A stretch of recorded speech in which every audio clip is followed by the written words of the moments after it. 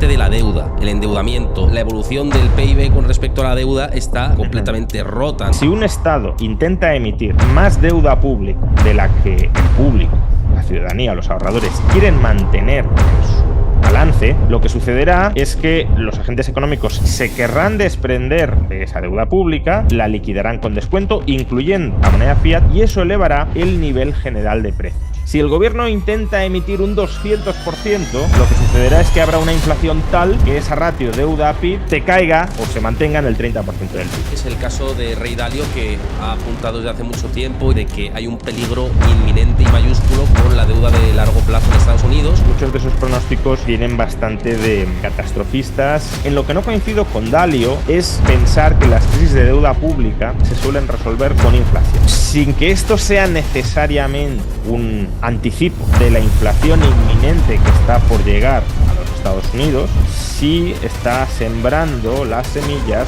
de una posible elevada inflación futura.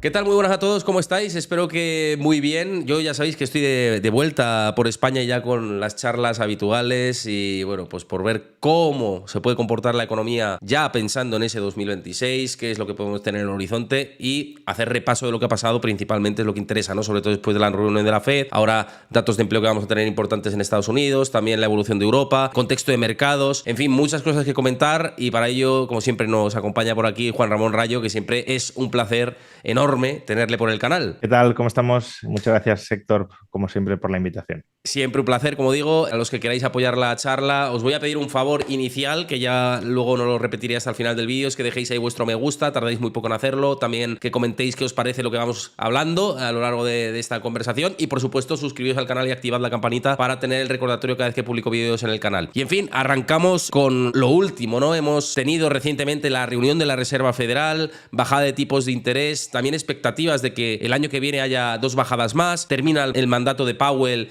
en 2026, se espera mucha incertidumbre con respecto a esto, en el sentido de va a ser una Fed poco independiente, si Trump pone ahí a su marioneta y controla un poco a diferentes miembros que estén dentro de la Fed. ¿Qué podemos esperar dentro de la política monetaria y si esto también puede tener impacto o bien en mercado laboral, que también está muy puesto los ojos ahí, como también en los precios y inflación? Sí, a ver, desde luego qué vaya a suceder con la FED es relevante a la hora de determinar o de influir sobre la inflación, también, claro, a través de la política monetaria sobre el empleo. Sin embargo, como siempre digo, creo que no hay que perder de vista que el principal empuje inflacionista que hay o que puede haber en los Estados Unidos tiene su origen en el déficit fiscal. Tú puedes poner a la persona más independiente del mundo al frente de la FED, que si el déficit fiscal no se solventa e incluso sigue en aumento, porque claro, si tienes un déficit fiscal muy alto, ¿qué va a hacer una FED independiente? Subir los tipos de interés para tratar de contrarrestar la influencia inflacionista directa de ese déficit fiscal. Pero si subes los tipos de interés con un déficit fiscal muy alto, lo que haces es disparar el gasto en intereses. Y si disparas el gasto en intereses, el déficit fiscal, no el primario, pero sí el total, sigue en aumento. Con lo cual,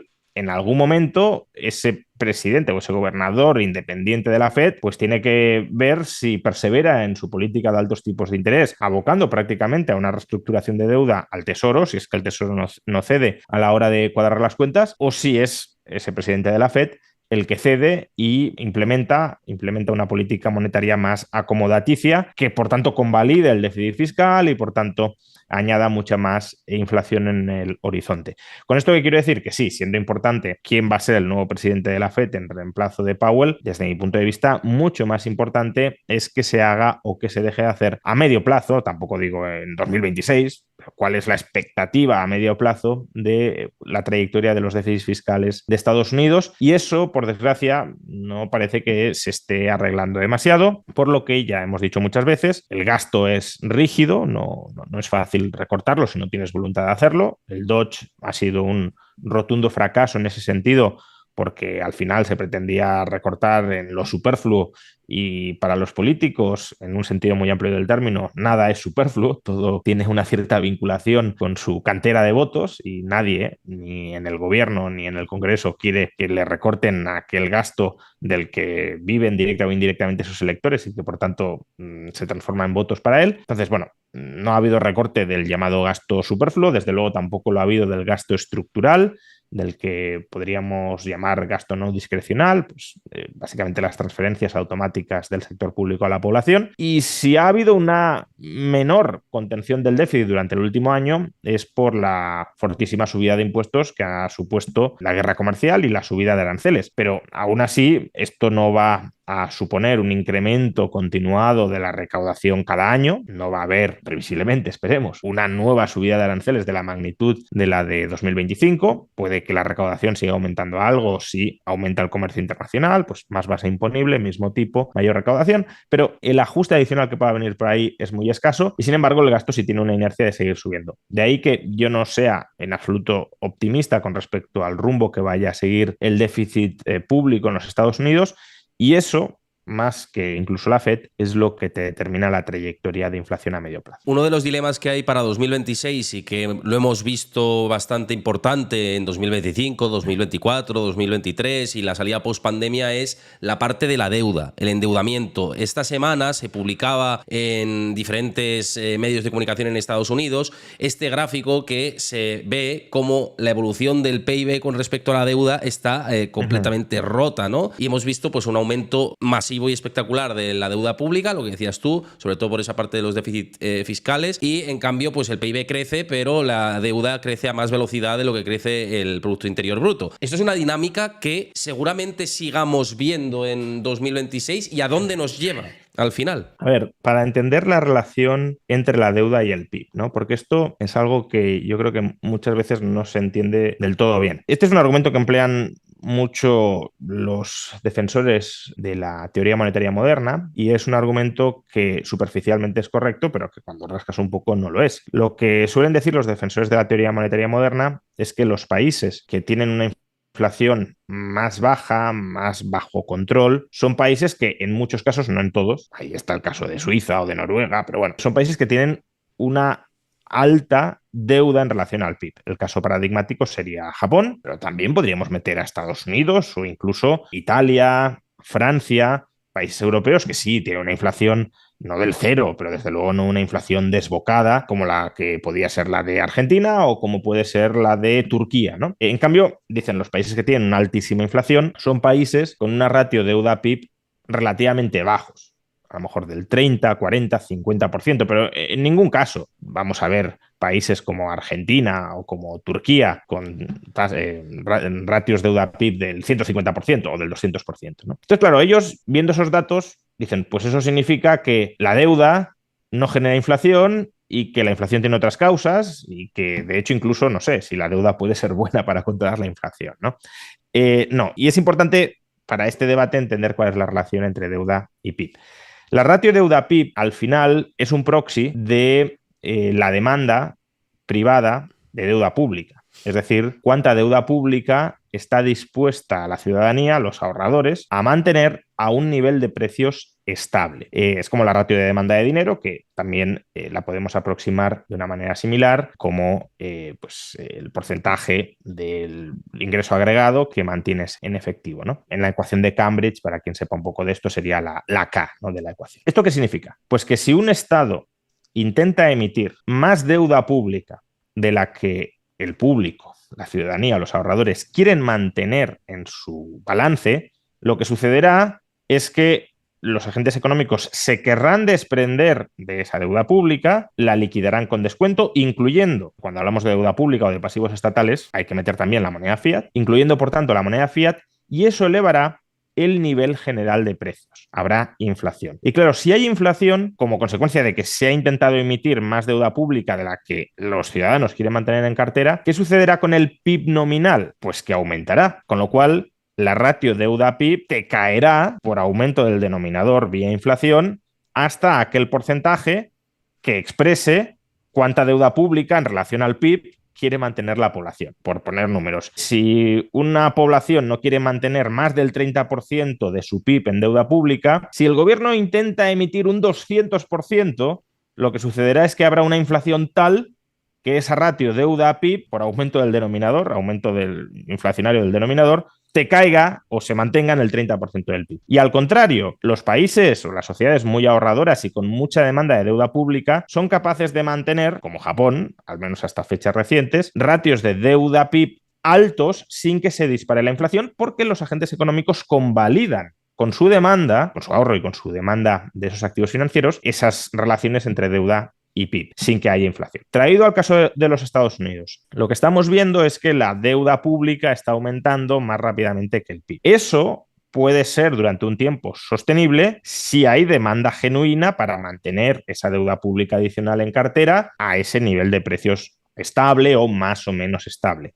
Ahora, cuando se rebase el nivel, como pasó en la pandemia, que en la pandemia es exactamente eso lo que sucedió, cuando se rebase el nivel de deuda pública que los agentes económicos están dispuestos a mantener en cartera a un nivel de precios estable, si el gobierno no deja de emitir deuda pública, y ahí hay ciertas inercias que, como hemos comentado, dificultan que sea así, lo que sucederá no es que la ratio de deuda pública, si ahora está en el 140%, se irá al 200 o al 250. No, no. Lo que sucederá es que si la gente no quiere tener, pongamos por caso, más del 160% de deuda pública sobre PIB e intentas llevarla al 200 o 250, tendrás una inflación lo suficientemente elevada como para que la ratio vuelva a ese nivel del 140, 150, 160. Por tanto, sin que esto sea necesariamente un anticipo de la inflación inminente que está por llegar a los Estados Unidos, sí está sembrando las semillas de una posible elevada inflación futura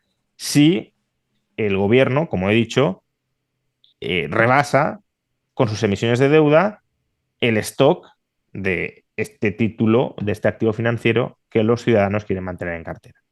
Con esto que dices, hay economistas y analistas renombrables, vamos, analistas de bastante renombre. Es el caso de Ray Dalio, que ha apuntado desde hace mucho tiempo y en su último libro lo expresa con mucha más profundidad, de que hay un peligro inminente y mayúsculo con la deuda de largo plazo en Estados Unidos y que puede llegar al colapso y a generar la gran crisis financiera siguiente.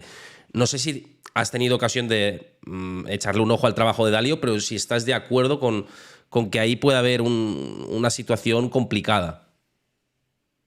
Bueno, yo creo que muchos de esos pronósticos tienen bastante de catastrofistas y, bueno, creo que hay que, siempre que veamos esos titulares catastrofistas del fin del mundo, que hay que tomárselos con prudencia, ¿no?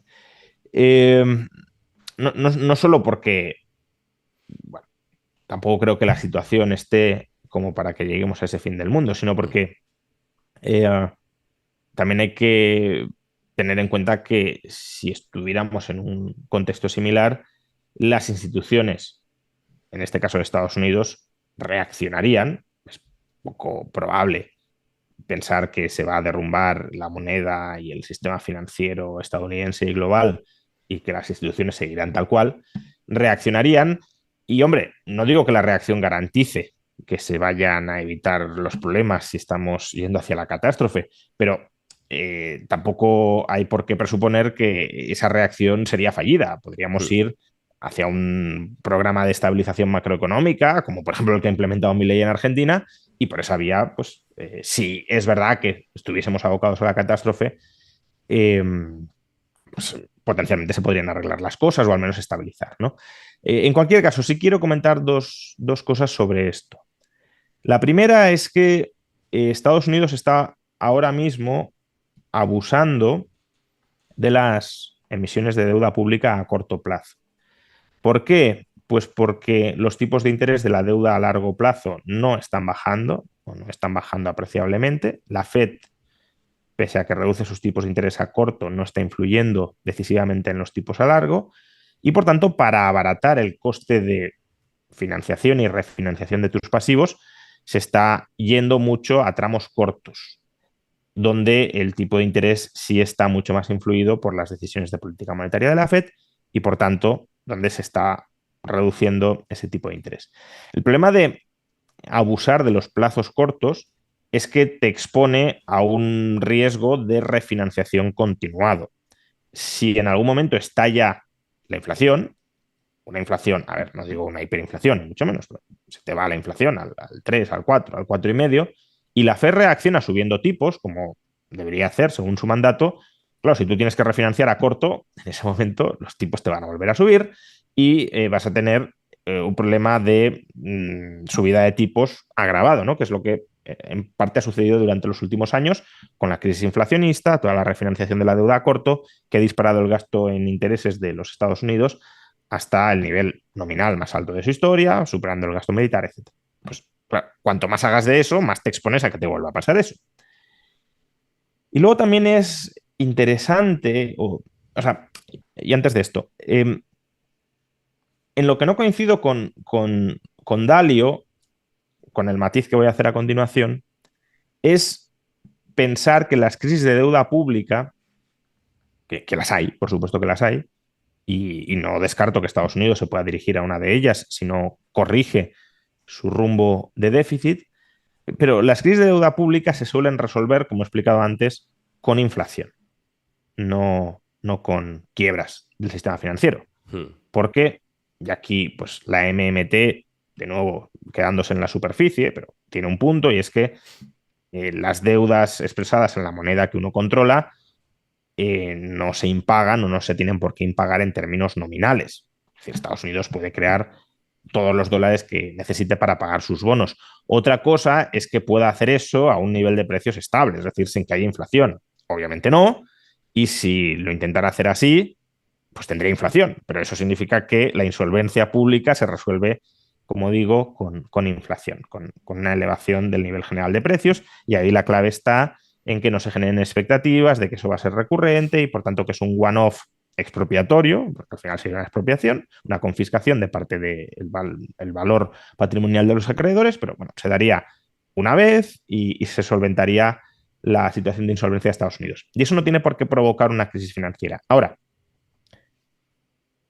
esto depende de cuál sea la estructura por la cual el sector privado está financiando esos títulos de deuda pública. Es decir, eh,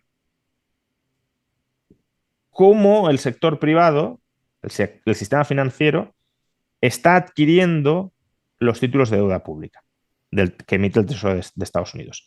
Y el problema ahora mismo, esto lo destacaba Pablo Hernández de Cos desde el BIS hace unos días, es que no solo está en que se esté acumulando mucha deuda pública, sino en que el sector privado está sufragando o está financiando esa adquisición de deuda pública con posiciones muy apalancadas a corto plazo.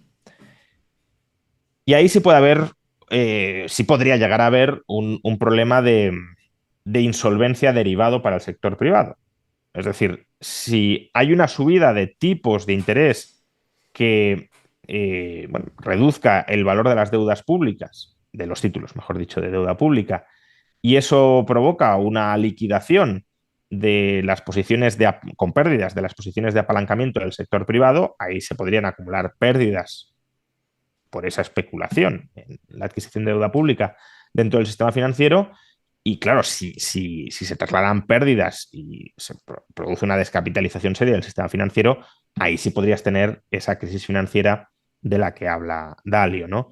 Aunque él no creo que lo diga por eso, pero sí que podría haber una reverberación de los problemas fiscales del gobierno al sistema financiero por cómo se está financiando ahora esas emisiones de deuda. De hecho, la crisis de liquidez, bueno, crisis de liquidez son palabras muy, muy gruesas, ¿no? Pero las tensiones de liquidez que ahora mismo se están viviendo en el mercado de financiación, el mercado monetario a corto plazo en los Estados Unidos, pues en parte te pueden anticipar que aunque la Fed eh, quiera de alguna manera calmar esa crisis de liquidez, si no toma las decisiones pertinentes de política monetaria, es decir, si se limita, por ejemplo, a bajar tipos de interés, pero no resuelve los problemas que están conduciendo a esa crisis de liquidez, pues se te puede elevar el tipo de interés de mercado y, por tanto, provocar esa liquidación desordenada de las posiciones apalancadas para la adquisición de deuda pública del sistema financiero privado sobre la deuda pública estadounidense. Bueno, no digo que vaya a pasar, pero creo que son puntos grises o alertas potenciales en las que hay que fijarse porque, bueno, todo el esquema de financiación del déficit público de los Estados Unidos no es tan robusto como sería deseable que lo fuera, ni en términos de solvencia a largo plazo del deudor, del Tesoro estadounidense, ni tampoco del esquema de financiación, de canalización de la financiación del sector privado hacia esos títulos de deuda pública. Oye, hablando de deuda pública, te quería preguntar si para 2026 y viendo todo este esquema, Reserva Federal, en fin, muy calentado lo que es el mercado bursátil, si parte de esa inversión para un perfil que puede ser más conservador, viendo algunos tipos de interés que están funcionando francamente bien en títulos de deuda, si puede ser interesante tener en cartera pues parte de bonos gubernamentales, bonos corporativos, viendo también que muchas empresas están teniendo muy buenos resultados, en fin. Bueno, ahí lo que siempre decimos, ¿no? Depende de cuáles sean los objetivos, las prioridades de los inversores. Si uno busca un crecimiento patrimonial acelerado, desde luego no sería la mejor opción. Si uno busca tener una cierta reserva de liquidez, precisamente por lo que comentabas, ¿no? Pues no me fío mucho de la bolsa porque quizás esté muy inflada, no veo claramente ningún otro activo que me seduzca. Claro, si la alternativa a eso es tener el dinero en el banco, de manera simplificada, pues sí, claro, la alternativa de comprar bonos, sobre todo si son de duraciones no muy prolongadas, y por tanto no expuesto a la volatilidad derivada de los cambios de los tipos de interés, pues puede tener sentido, ¿no? El otro día, porque claro, este es un tema interesante, ¿no? Y ya no de un debate económico, sino un debate moral, ¿no? Cuando alguna vez he hablado sobre la posibilidad de invertir en títulos de deuda pública que están abonando unas rentabilidades, al menos en Estados Unidos, que son decentes.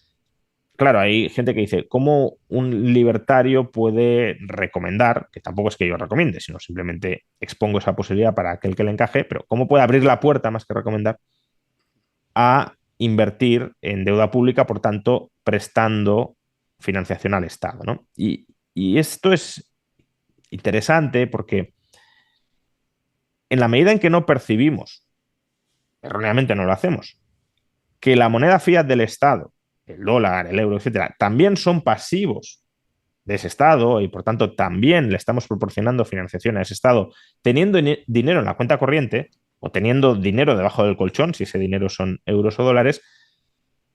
Claro, si tu alternativa es o tengo, por ponerlo en el caso de Estados Unidos, o tengo dólares o tengo deuda pública en dólares, la diferencia no es que con la deuda pública en dólares estés financiando al gobierno de Estados Unidos y con los dólares, no, lo estás financiando en ambos casos.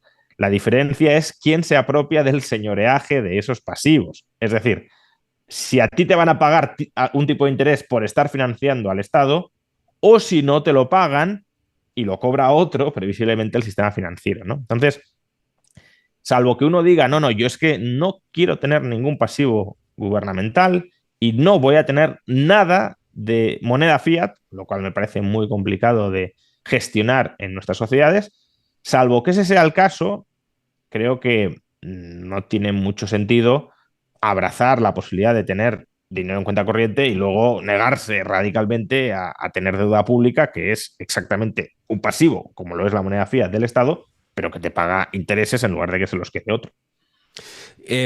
Para ver este tipo de alternativas, como bien estamos comentando, si estáis interesados en invertir en bonos o tener parte de bonos en cartera, siempre hablamos de posibilidades, teniendo en cuenta pues este contexto que hablamos y con rendimientos superiores al 5%. Y si queréis acceder a estos productos, a los bonos, con duraciones hasta incluso 9, 5 años, 10 años, ya dependiendo cada uno qué duración quiera exprimir, pues tenéis la posibilidad de hacerlo a través de Freedom 24, que aquí tenéis la plataforma. Por ejemplo, los bonos con vencimiento a febrero del 2029 con un cupón del 5,25%, bonos de Citigroup estos con duraciones más largas, pero cupones del 6%, es decir, que es una oportunidad muy interesante. O bonos de Ford, por ejemplo, vencimiento ya mucho más largo en la curva, con un 4,75%. Si llevas estos bonos a vencimiento y quieres cobrar los cupones de manera recurrente, pues puede ser una alternativa interesante a tener en cuenta. Que sepáis que para beneficiaros de todo esto, invertir en bonos, en ETFs, en acciones, en todo, lo podéis hacer con Freedom24. Tiene más de 3.600 ETFs, por poner el ejemplo. Bonos, también una altísima cantidad de los mismos. Ahora mismo tenéis la Welcome Promo, que os regalan acciones de regalo, valga la redundancia, en función a la aportación que hagáis, y tenéis el enlace y todos los detalles en la descripción del vídeo, en el comentario fijado. Y también Juan Ramón Rayo en su canal pondrá su enlace y en el comentario también fijado los datos y su enlace para que podáis beneficiaros de todo esto y esta posibilidad, ¿no? Que, como decimos, meter algo de esto en cartera, pues bueno, puede tener sentido si quieres tener como esos dividendos, entre comillas, recurrentes, ¿no? Para una parte más defensiva del portfolio, ¿no? Sí, sí, como digo, si uno quiere invertir en liquidez o estar posicionado en liquidez y obtener una cierta rentabilidad, lo que tiene sentido son bonos de corta duración.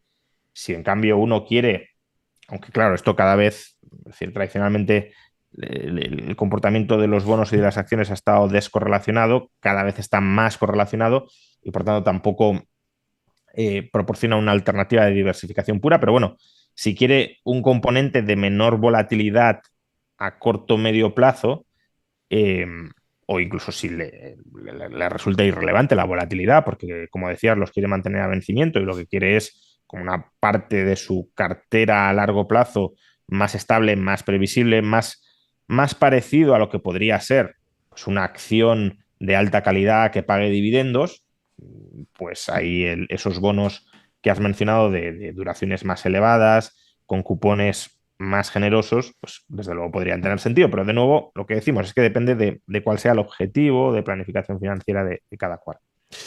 Quería terminar, y siempre tocamos este tema, el de la vivienda, que mucha gente está preocupada en España, seguimos con una crisis realmente tremenda y hemos conocido, o se ha publicado, por ejemplo, en El Economista, esta información que dice que hay previsión de que el año que viene las hipotecas sean más baratas, pero que los precios sigan subiendo. Es decir, que lo que te quitan por un lado, al final te lo dan por el otro y sigue la cosa tensándose mucho más. Y además, esta otra noticia, que no sé, me imagino que también estabas al tanto, y es que el gobierno va a lanzar una modificación técnica que va a encarecer el coste de construcción de las viviendas en hasta 18.000 euros en plena crisis habitacional. Es decir, que más palos en la rueda dentro de un clima que ya estaba de por sí pues bastante tensionado, ¿no? A ver, por repetir lo que hemos explicado muchas veces, pero no sé hasta qué punto se entiende bien. En las viviendas, ya sea de obra nueva o de segunda mano, hay un sobreprecio frente a su coste de producción que se debe a la escasez artificial de las mismas, como en una subasta. Si hay 100 personas que quieren comprar 10 objetos, pues lo único que limitará las subidas de precios de esos 10 objetos es la capacidad y disposición de pagar de esas 100 personas que se pelean por ellas. Claro, si esos 100 objetos, si esos 10 objetos se pudiesen producir en cualquier cantidad, entonces el precio de los mismos tendería a converger a su coste marginal de producción. ¿Cuánto cuesta producir una unidad adicional? Esto. Pues eso es lo que tendería en un mercado competitivo a ser su precio, ¿no? ¿Por qué? Pues porque por muy alta que sea la demanda, si podemos producir todas las que queremos, el precio lo marcará el coste marginal de producción. Hoy en la vivienda en España no sucede esto. Hay un sobreprecio por el exceso de demanda sobre la oferta, debido a que la oferta está muy constreñida. Y esto, claro, esto no se soluciona con hipotecas más baratas. Es decir, me parece muy bien, o no sé, no entro a opinar, pero que no estoy siendo crítico, que las hipotecas se abaraten. Pero es que pensar que eso es una solución para facilitar el acceso a la vivienda es engañarse. Si abaratas el coste de la financiación y por tanto más gente tiene capacidad para hipotecarse, si no aumentas la oferta de viviendas, lo que vas a hacer es que el precio de las viviendas todavía crezca más, porque le estás dando mayor capacidad de compra a más personas. Abaratar las hipotecas está muy bien cuando puedes aumentar la oferta de viviendas. Ahí sí, ahí digamos que mantienes atado el precio de las viviendas al coste y lo que facilitas es cómo se financia ese precio de la vivienda, cuál es el coste financiero que tiene que asumir el comprador para financiar aplazadamente la adquisición de ese precio de la vivienda, que no varía con independencia de si la financiación es muy abundante o muy poco, porque está atado al coste. Entonces, esa es la primera cuestión, que si tú mantienes un exceso de demanda sobre la oferta, cebar todavía más la demanda con financiación barata no te arregla nada. Pero el segundo punto está vinculado a lo que tú mencionabas del coste. Imaginemos que se consigue que la elasticidad de la oferta de vivienda en España sea muy alta porque, bueno, pues se habilita mucho suelo, etcétera. Que aún así, un componente muy importante del coste de la vivienda es el suelo, con lo cual si habilitas mucho suelo, ahí ya bajas una parte muy sustancial del coste. Pero bueno, imaginemos que habilitas mucho suelo y se puede producir mucha vivienda, pero el coste no baja. A lo mejor baja el coste del suelo, pero suben otros costes, me da igual. Es un ejemplo para que entendamos lo que quiero decir. El coste no baja. Eso es lo que provocará es que eliminarás el sobreprecio debido al exceso de demanda sobre oferta, pero el precio de la vivienda se mantendrá anclado a ese coste. Con lo cual, si tú de verdad quieres abaratar el precio de la vivienda, no solo has de eliminar el sobreprecio, lo que podríamos llamar renta monopolística o renta de monopolio, sino que has de abaratar el coste marginal de producción de vivienda. ¿Cómo abaratas el coste marginal de producción de vivienda? Pues hay cosas que no puedes tocar fácilmente, pues el coste de los materiales, que en gran medida te viene determinado por el mercado global, hasta cierto punto el coste de la mano de obra, que viene determinado por la escasez relativa de la misma dentro de España. Es verdad que podrías facilitar que entren profesionales de otros países, porque no tenemos profesionales ya en suficiente cantidad propios, los podrías formar, pero eso es obviamente muy lento. Pero tampoco está claro que quieran entrar a los salarios que se están pagando aquí. De hecho, muchos se han ido. Entonces, eso es difícil de tocar, pero por un lado podrías aumentar la productividad y ahí es donde, bueno, entrarían las nuevas modalidades de construcción, casas modulares, etcétera. Pero sobre todo, lo que puedes hacer, y con una influencia muy, muy rápida, es abaratar los costes que vienen dados por la regulación, al menos dejar de incrementarlos, ¿no? Como el ejemplo que has puesto, eh, o otras limitaciones que, por ejemplo, aumentan el coste por vivienda, como es la limitación de alturas. Claro, si tú en una misma superficie, en lugar de construir 3 viviendas, puedes construir 30, pues sí, hay más costes vinculados a construir 30 que a construir 3, pero no son 10 veces más costes, con lo cual el coste medio por vivienda, economías de escala, lo abaratas.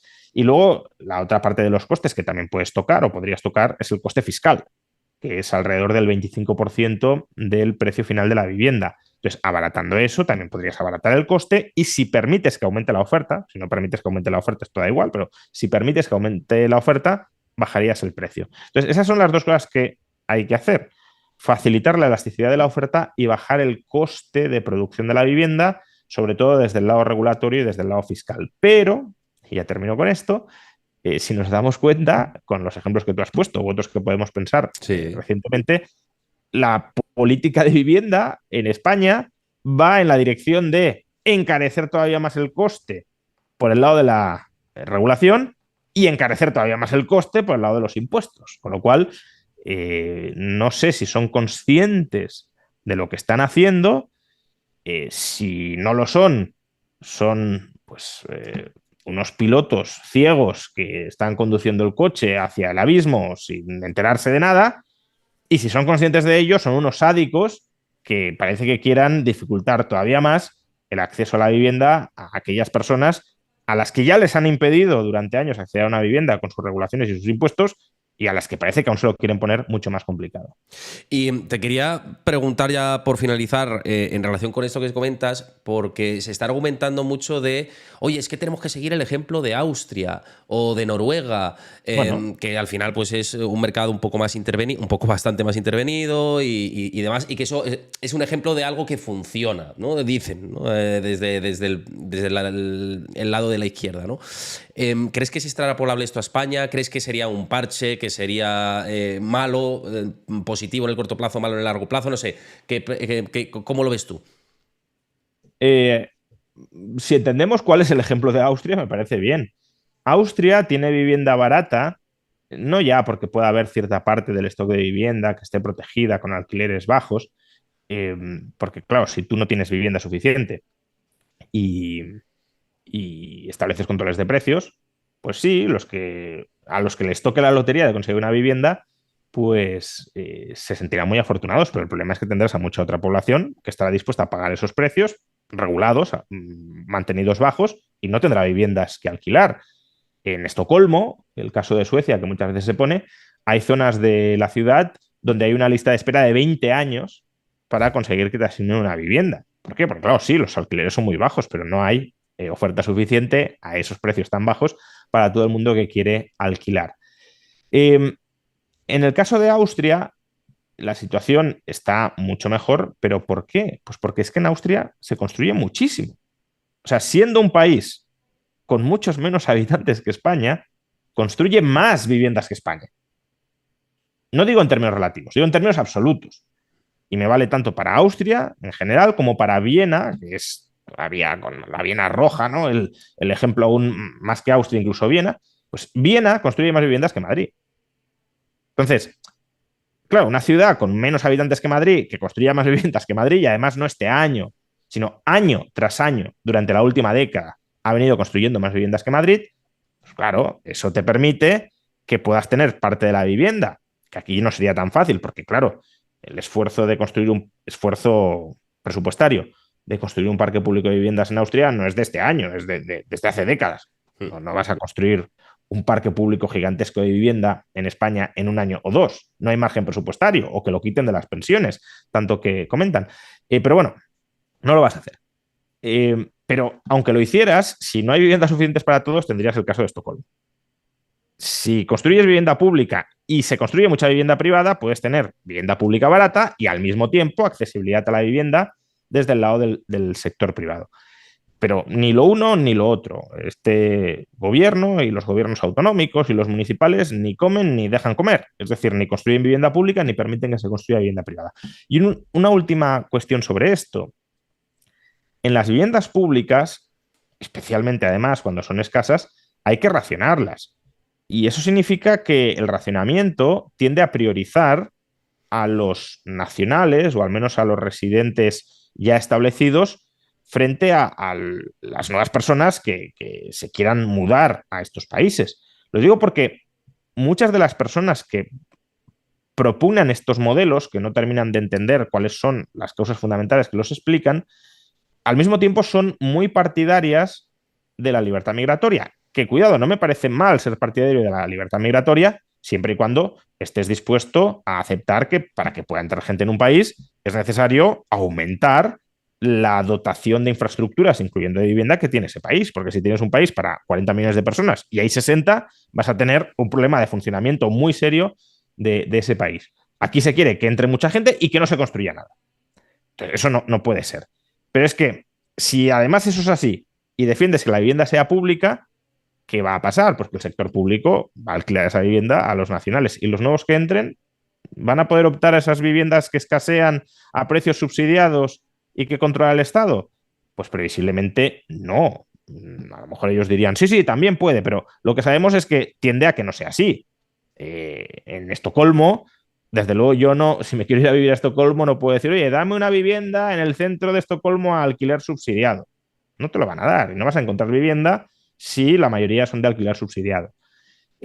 Por tanto, ese buenismo de establecer un parque público de vivienda controlado, habiendo un déficit general de vivienda en el conjunto del mercado, mientras mantienes una entrada de inmigrantes muy fuerte, a lo que lleva es a la exclusión de esos inmigrantes de poder acceder a una vivienda y por tanto no sé qué plantean hacer con ellos. Si no se construye y no se pueden colocar en inmuebles de nueva construcción y los inmuebles públicos quedan vetados a ellos porque no hay suficiente ni siquiera para los nacionales, ¿qué vamos a hacer? Es que es un disparate todo lo que se está planteando en general y por tanto hay que reconsiderar la política de vivienda desde el origen del problema, que es oferta escasa y cara.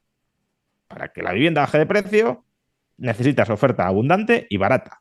Pues que se ponga el Estado manos a ello, dejando de poner palos en la rueda para encarecer la vivienda y para limitar su oferta. Pues nos vamos a quedar con todo esto, que es una visión yo creo bastante completa entre la situación económica y luego esta última parte de la vivienda. Espero que os haya gustado. Muchas gracias, Juan, como siempre, por pasarte por el canal. Si os ha gustado, dejad ahí vuestro like, que tardáis nada, insisto, en hacerlo y es un favor que hacéis a mi canal. También suscribiros al canal de Juan Ramón Rayo, a este canal también si os ha gustado y comentad también cómo veis toda esta situación. Muchísimas gracias a todos y Juan, muchísimas gracias. Nos vemos próximamente. Un abrazo. Muy bien, un abrazo, hasta la próxima.